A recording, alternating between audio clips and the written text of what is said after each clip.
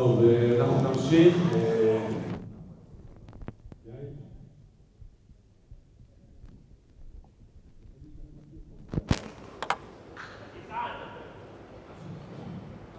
בגלל ששוודי? טוב, אנחנו נמשיך עם יוהן. יוהן, thank you for coming to Israel. You got a long trip here. So, Yes. Johan is in charge of all the youngest national team of Germany, an assistant coach in the female women's national team. And I will not speak this. Yeah, first of all, thank you so much for the invitation. I've already been to Israel twice before. This time it was hard, the traveling, because I've some guy supporting me in the office, and we mixed something up in the calendar, and that is why I did not arrive yesterday. But then I took my car, drove from Frankfurt to Berlin, whole night, arrived at Berlin this morning 6 o'clock to be here, and I'm really happy because we had so good talks before, and everything was prepared. And so it was also luck that everything went very, very well, and the plane left on time, and so on. Everything went good, and so I'm here, and will be back in Tel Aviv in October with the women's team. Yeah, in preparing these 2 days, we were focusing on the line player. Ruben, maybe we could turn off the light. It might be better for you. Okay. So we were talking about that we take into focus the line player, because it's a very important position in handball, and the importance has increased a lot.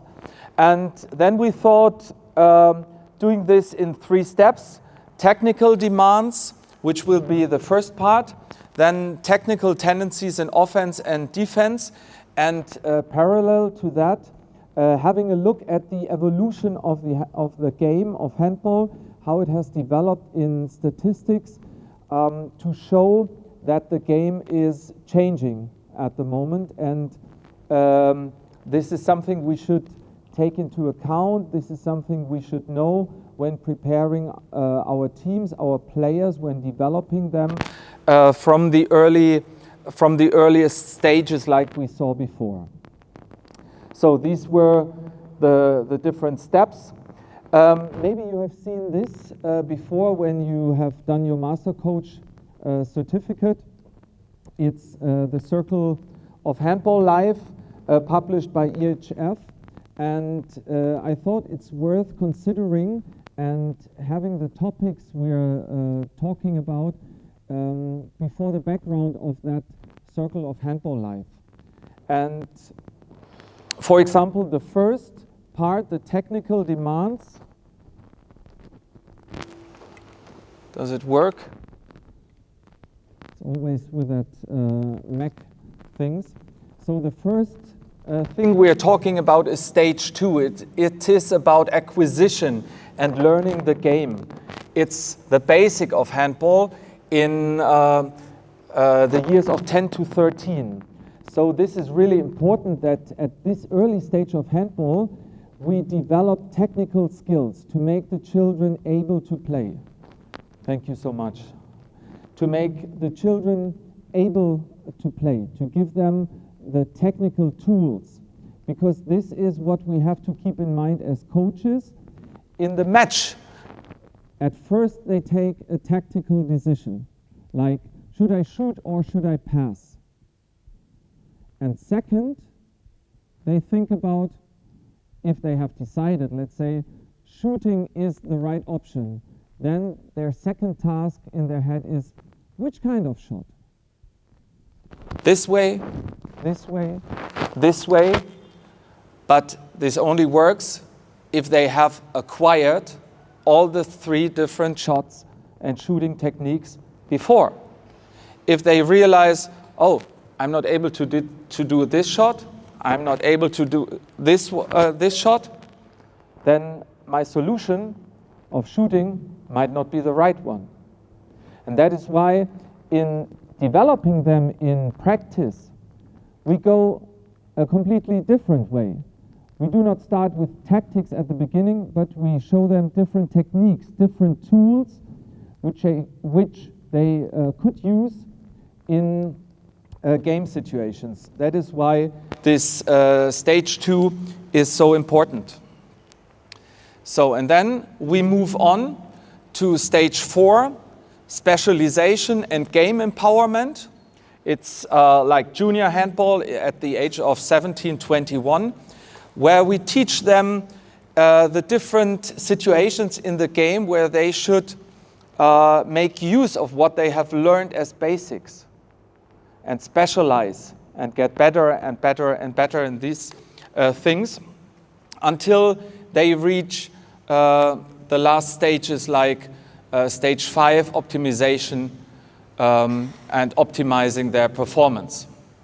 So stage 2, as I said, is skills focused, and that is why we are going to deal with skills of a line player or of a pivot, as they say in Spain, because technique is the entry ticket for every game we play. Technique is the entry ticket, and it works as a shuttle. If we don't develop technique or athletics, our tactics will always be limited. Stage 4, the specialization and game empowerment.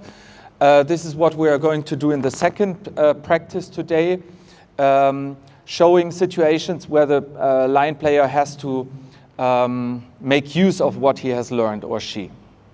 And stage 5, all topics in the context of the latest trends and developments in handball.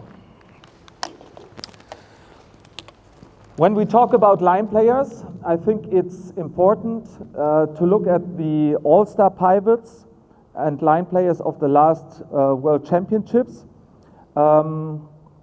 Julen Aguinagalde from Spain, for example, Dragana Svijic, Heidi Löke, and which was very specific was the 2021 World Championship of the women with Kari Bratzett-Dahle.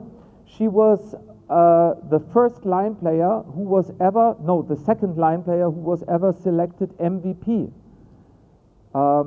It was only one women player before her. It was Ludmila Bodnieva, the coach of the Russian team.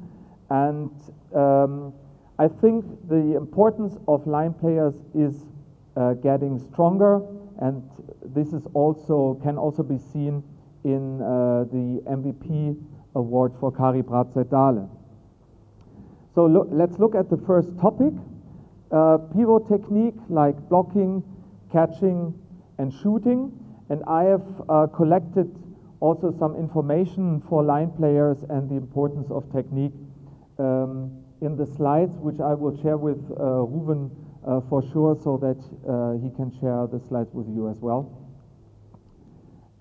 For example, if we look at some statistic figures of line players, we see that in the men's category, you need 70% of shooting efficiency or even more at the highest level.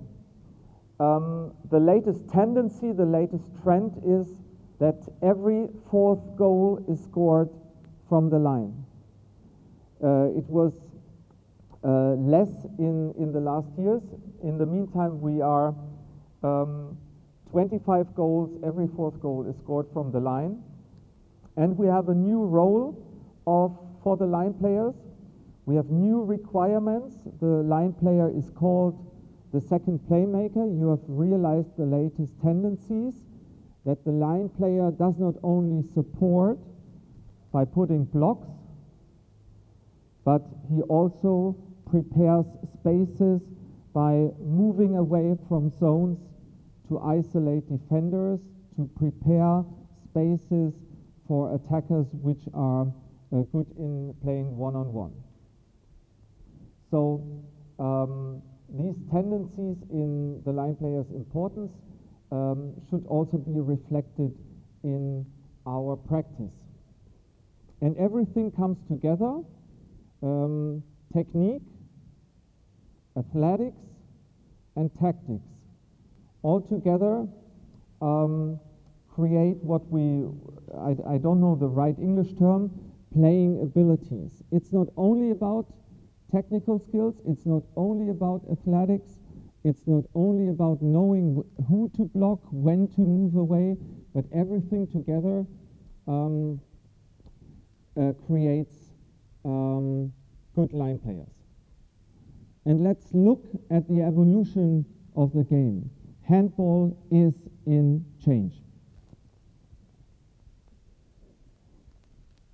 Here there are two very current statistics. They were taken in 2022 after the last Euro tournaments.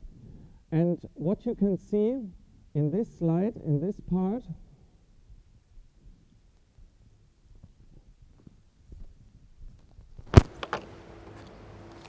is the blue figures is the shots taken from 9 meters from the backcourt, and their efficiency is going down. At the same time,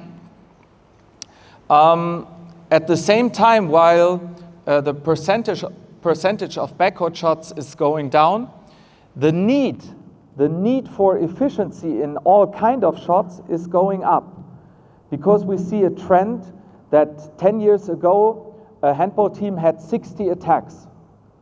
In the meantime, we only have, what do you guess, how many attacks in a Euro match of men or women?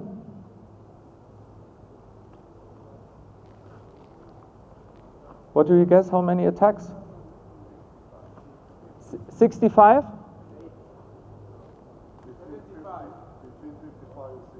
55 and 60? So some say more, some say less.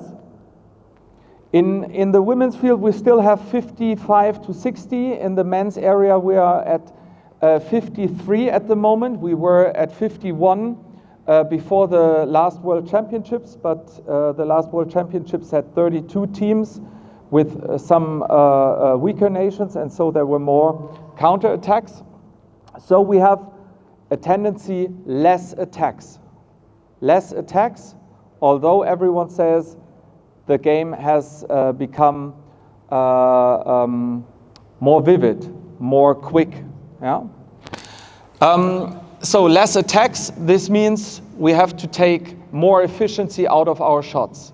So, and at which positions do we create a higher efficiency than the shots from the backcourts? Yes, it's clear, either from the wings or from the line, because from the line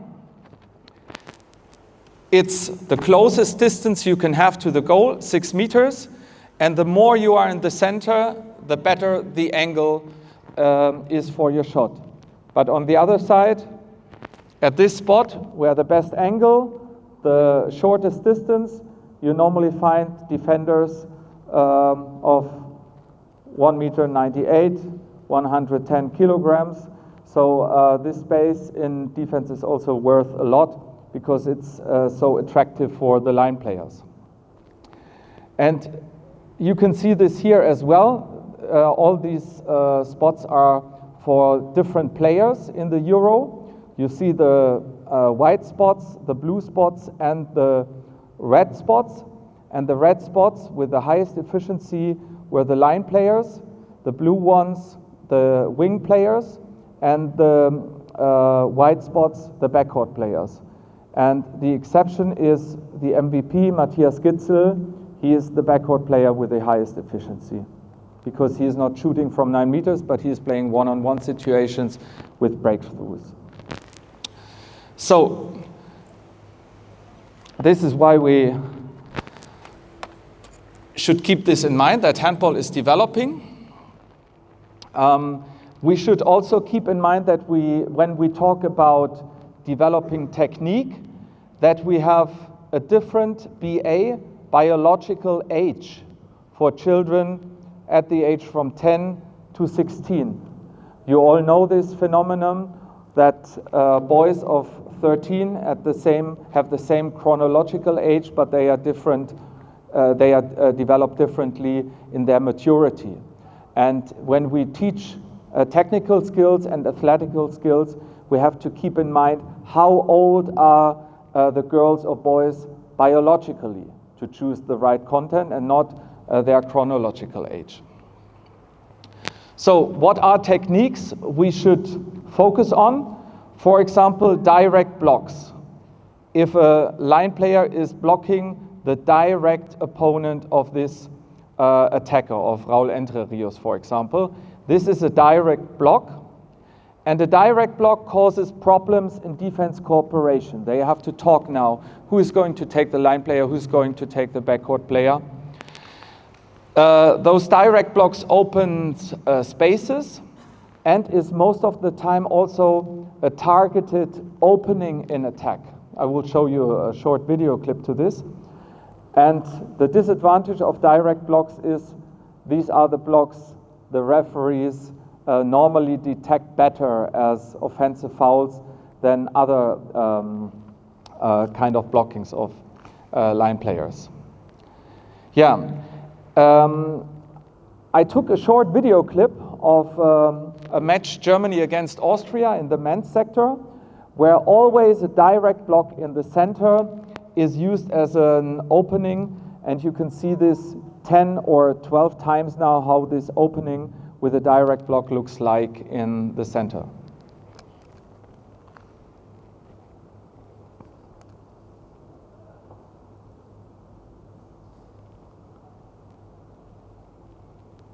So the first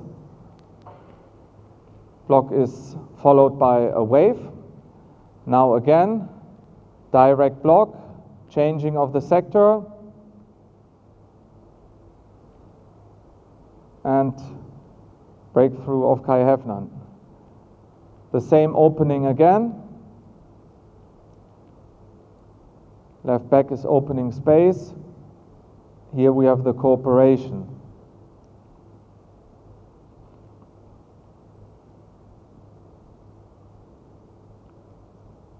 Opening space, direct block.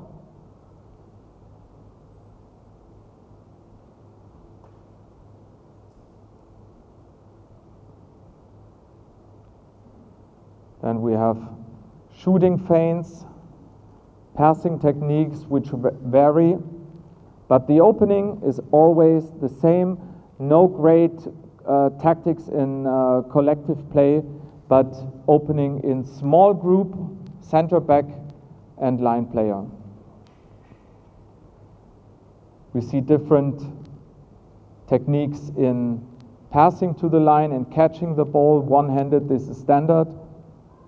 Here we also see a feint by looking into a different direction.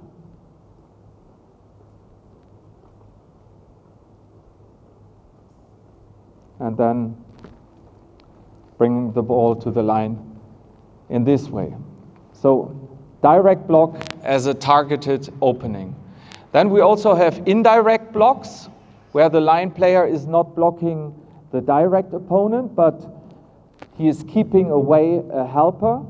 If we have a one-on-one in this sector and let's say the central defender should help to avoid this isolation, and the line player blocks him away, then the helper cannot assist and the defense cannot cooperate. So we create a large space. So he's supporting actions, he helps to keep open spaces, and this blocking indirectly requires a good understanding of the game, and it also requires better passing techniques of the backcourt players. Then we have variations in throwing and catching. we see in the latest tendencies also artistic movements of the line players, and this video is taken from the women's area, because I did not see any men throwing like Heidi Løke from Norway is doing. You can see that she's changing her hand for throwing. She's right-handed, but in this situation, when she's getting the ball,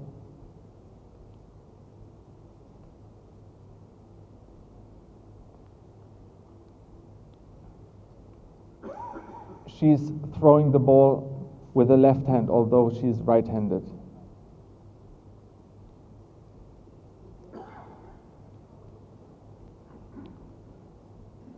So she's a very good example for the same development in the women's area.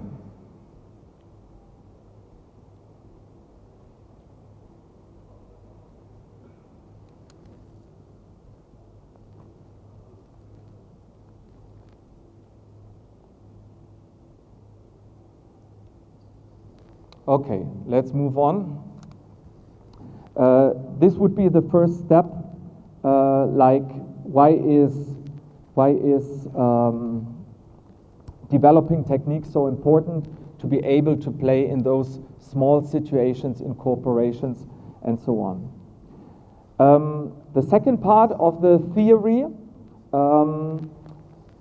is also good to add this at this point of my lecture, because then when the team is arriving, we can have a continuity in this. So the second topic is not only skills focused, but is now how can these skills be applied in game situations. And as we already said, from 5 to 1 in offense, where we only have one line player, it's a good strategy to have two line players, because the distance to the goal is rather short, and the angles for a high efficiency is also given. So I also provided you with some information. We have a shooting efficiency from the line by 70%, and keep in mind, all in all, with the wings and the backcourt players, we need at least 60% to win matches. This is what the different statistics show. We have around 53 attacks at the moment in men's handball. In women's handball, it's about 3 or 4 attacks higher.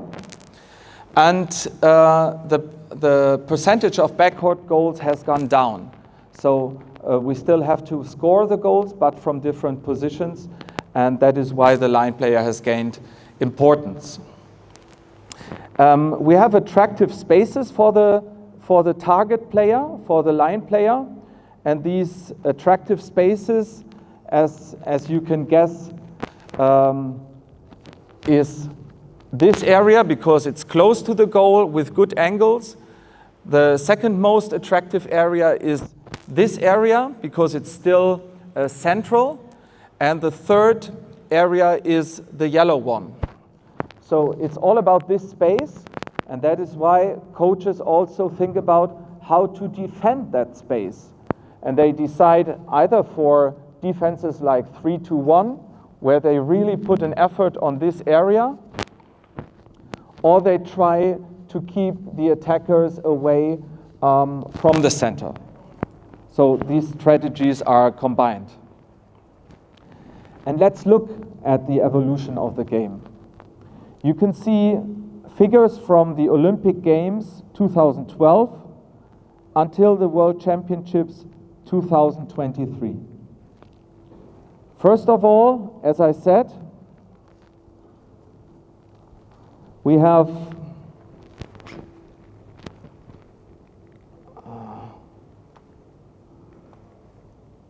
first of all, as I said, in 2012, we had 60 attacks per match.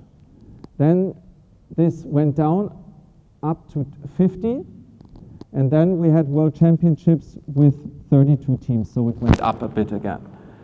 But at the moment, we have an average amount of attacks of 54 attacks. At the same time, when the attacks went down, you can see attack efficiency went up from 51 up to 61%, an increase by 10%, which means less attacks, but the need for efficiency is even higher. World champion Denmark finished with 65%. This means out of 3 attacks, they score 2 times. Where can you reach these efficiencies? Let's look at the line. The first statistic figure is shooting efficiency. So 7 of 10 shots, line players succeeded in the Olympic Games, and this number was at 76%, last World Championship 66. But what is more important is how many goals were shot really from the line. Here, every 5th goal. World Championship 2015, every 4th goal.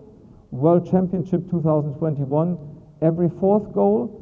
And the last World Championship in January, every 3rd goal. Every 3rd goal scored from the line in Sweden and Poland. And so you can also see some other developments. The wings, there the biggest development is that they increased efficiency. In 2014, only 60%, and now wings like Magnus Jondal from Norway, they score 70% of their goals. And the last figure, which is also very important in modern handball, is fast breaks. So here we can see how the game developed. And to show this in graphics, because statistics are sometimes boring, let's look at handball 2014 and the top 200 shot locations in handball and how this changed to 2023. Here, every second goal from the backcourt, 2023, only every 4th. Line, every 4th goal.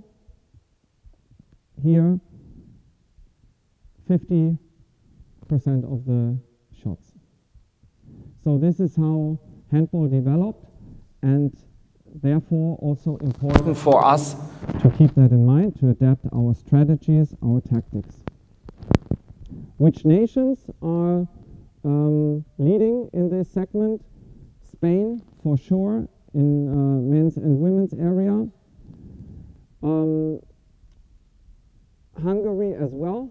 They score 39% of all their goals from the line. And also the German team had 40% last World Championship. Okay, if we talk about transitions now, when we have 2 line players, I want to give you some questions to think about. First, from which position do you want to have a transition? From the backcourt positions or from the wing positions? What is an advantage if you do this from the wing position? What is an advantage if you do this from the backcourt position?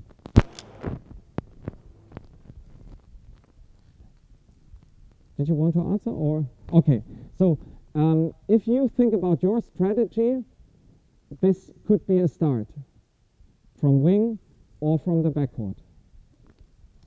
Second question, as a strategic question for us coaches, do I want a wing to play this transition, or maybe my second line player starting from the left wing position, and then we have a transition from there? Second area of questions, where is my original line player, my original pivot in sector 1 between wing defender and half defender? sector 2, between half and central defender, or sector 3. This is what we should think about. Where do we want to create spaces? Where do we have players for one-on-one? Or where do we have players good in cooperation with the line? Because we need to think about the function for the following up action. Do we want to reach an isolation, a cooperation, or maybe even a retransition of a wing player back to his position? Second field of questions. Third one, keep in mind our own strengths or the weak spots in defense of our opponent. So these 3 steps in thinking about tactics and strategical questions might be important to reach that stage 5 of the circle of handball, that we enlarge their knowledge about handball and enlarge our efficiency. Okay. Let's look at transitions and strategic questions where to put the line player. This is sector 1. If we have the line player in sector 1, we can create so-called mismatches. A tall line player, 1.98 m, Bence Banhidi from Hungary, 120 kilograms, 2.10 m, and then we normally have wing defenders of 1.70 m, 80 kilograms. So we have a mismatch here. This could be an advantage if we have the line player in sector 1. The second advantage is if we keep him or her outside, the central space is open for good players in one-on-one, maybe. If we have the line player in sector 2, we can make use of direct blocks for the backcourt players and maybe cooperations here. The central defender has to decide, do I attack the left backcourt player? He's coming outside. Space is open for the line player, and so on. And then we attract central defenders. They have to stay here as well, keeping the space close. And if we have many defenders here, we have less on the other side. Sector 3, between the central defenders, I have already showed you this video clip of Germany against Austria, where we could really separate the whole defense into a left part and into a right part, which makes it harder for them to stay in touch, to stay in good cooperations. Yeah, and we could also help creating space for the backcourt players to the outside if we have the backcourt player in the center. Strategic questions you have to ask yourself, I have to ask myself, adapted to my players or the weak spots of the opponent.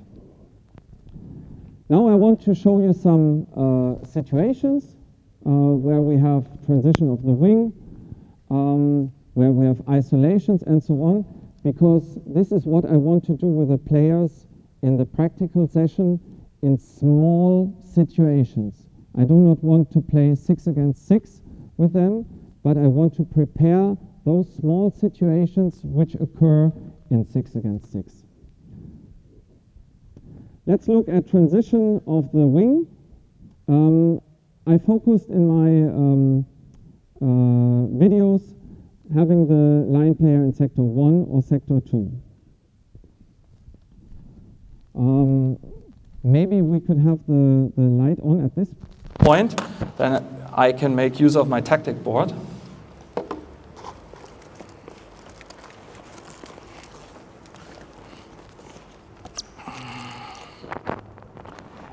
If I'm too far away for you, I would ask you, or you can come to this side. And then we can share the same things.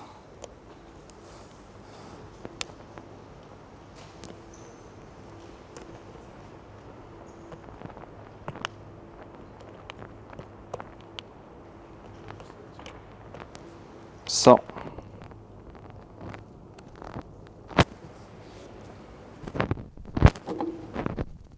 Okay, so transition of the wings. First situation, line player in sector 1. Here, sector 1 between wing and half defender. So if we have a wing transition,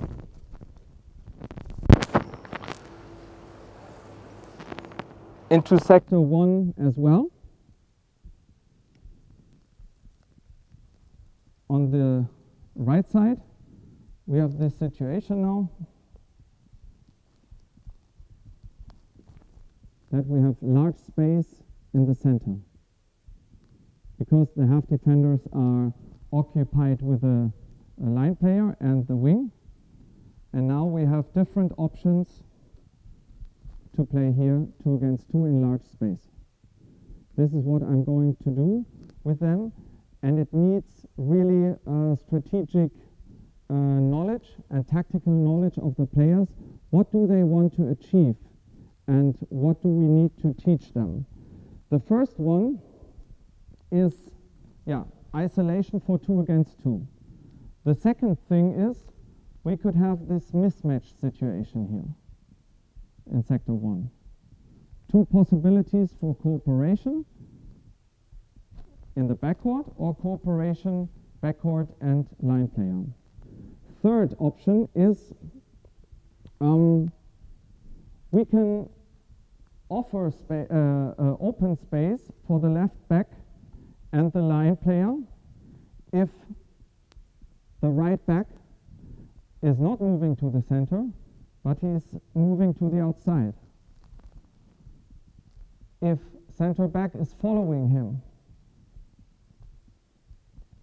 opening space for left back to receive the ball in a forward movement, to receive the ball running.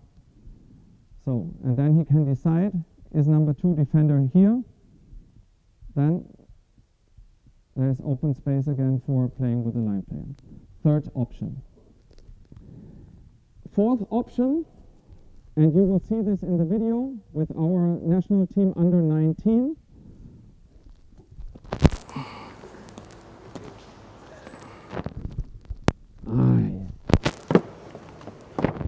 Thank you so much. I'll have it. Genau, we can turn it.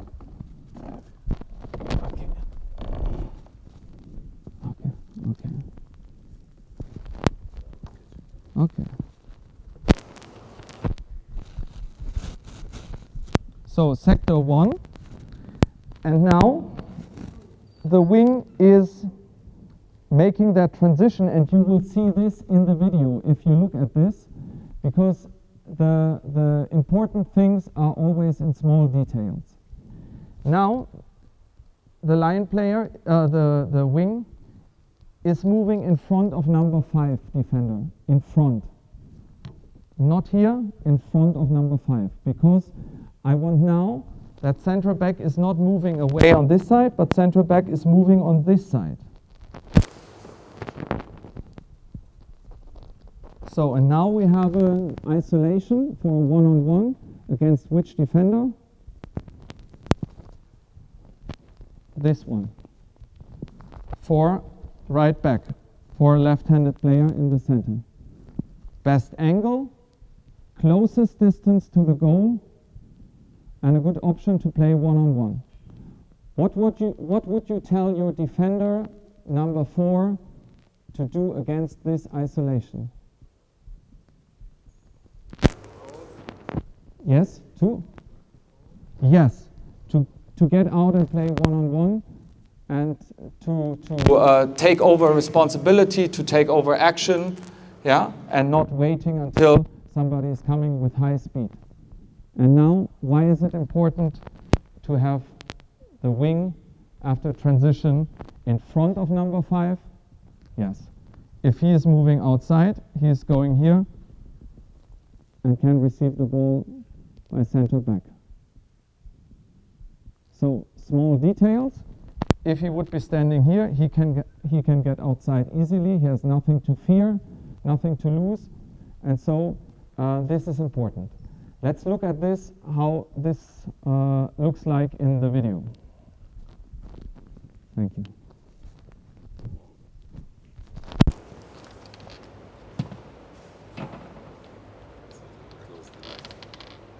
Yeah, that would be.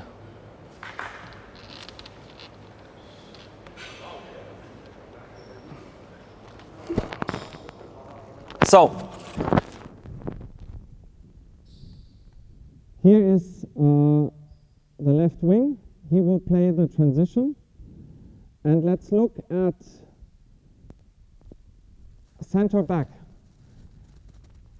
He's really having in mind if we play the 2-on-2 on the left side, or if we play that 1-on-1, and look where the wing is going in the different positions, and see different solutions with the same opening. He's standing in front of number 5, 1-on-1.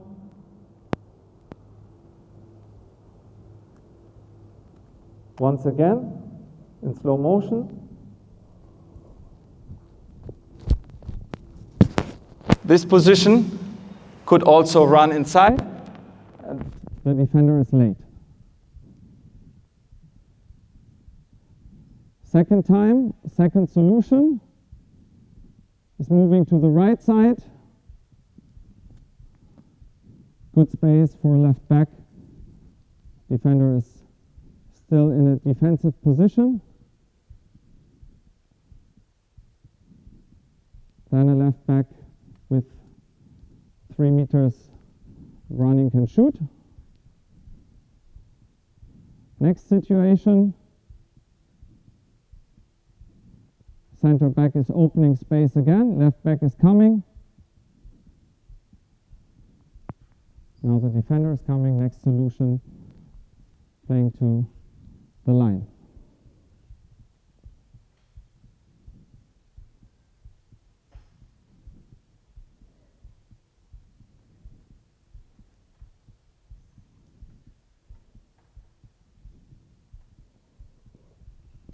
So in everything started with line player in sector 1 and different opportunities to play on after this transition. I also provided you with some clips from the Champions League Final Four.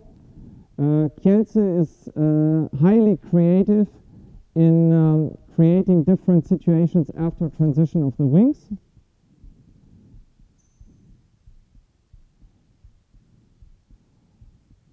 They have the transition parallel to that crossing of center back with the line player, one of the best in the world, Acem Karalek,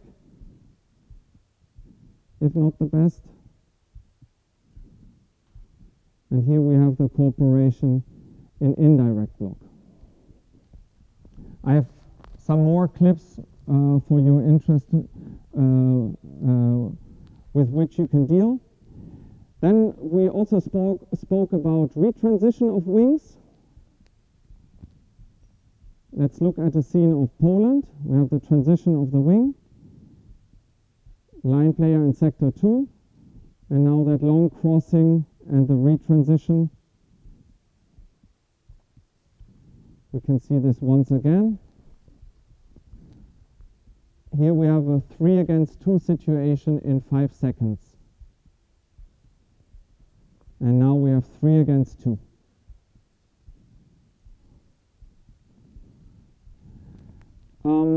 Concerning easy cooperations with line players, I also think it's very important for this age category to learn some feints about blocking. Here Uruguay against Poland. He is not making use of the block because Gebala is too far away around the line player, and that center back of Uruguay makes use of that. And also a nice clip, a block feint. The line player is also pretending to block, but he's moving away out of that block. Here with Andy Schmid of the Swiss team.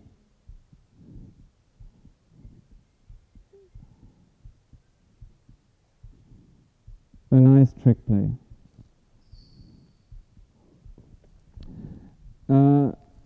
My last point for this theoretical part, two line players or two pivots in speed game. We have many countries playing with two line players in defense, like France, Sorrento, Fabregas, Karabatic. Two central defenders are line players. Germany, Pekela and Vincek. Hungary, for example. And if you want to have efficient speed game, you also have to think about what do I do with two line players when I have a speed game.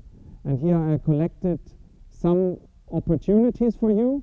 The first one, we have a wing player crossing the center, and then we have two line players afterwards. Let's look at Serbia, for example. They did this.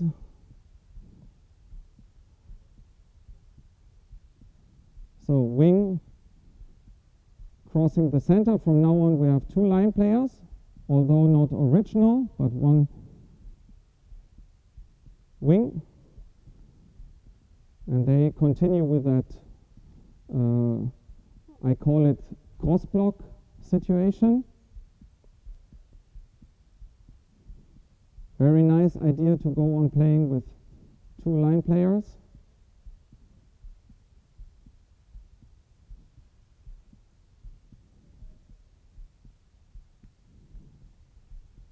Another time Serbia is playing that cross-block situation.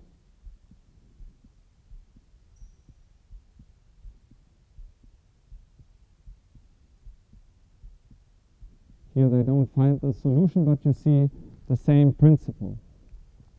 What else could you do if you have two line players? You could have them in a symmetric position, like we also talked about in transition from the wings, to keep the central space open. And we see this in Argentina's attack. Argentina's speed game, two line players in symmetric position.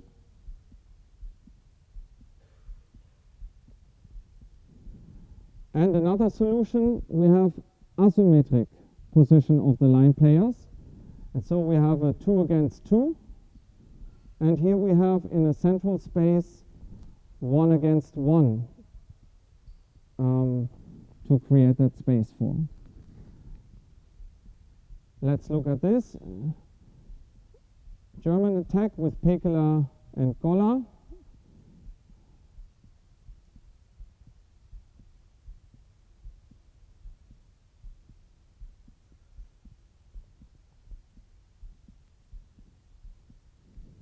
Again against Egypt. The two line players are going to their positions. 2 against 2.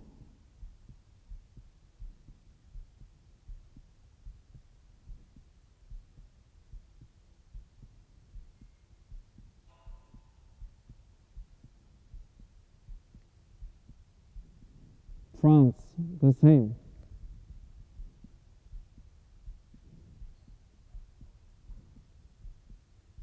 But here Mem is going for the one-on-one, wins it, defense is helping, and then it's easy for them to solve the superiority.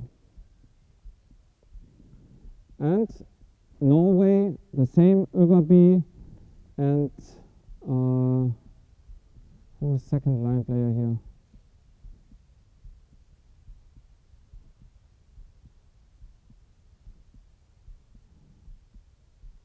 One-on-one of Reinkind. So ideas for two line players.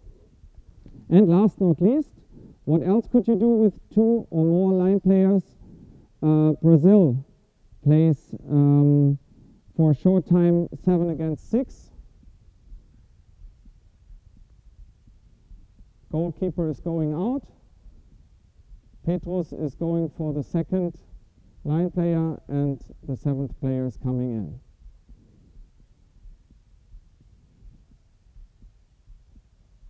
Germany also tried this, but they did not succeed or did not do that good as Brazil did.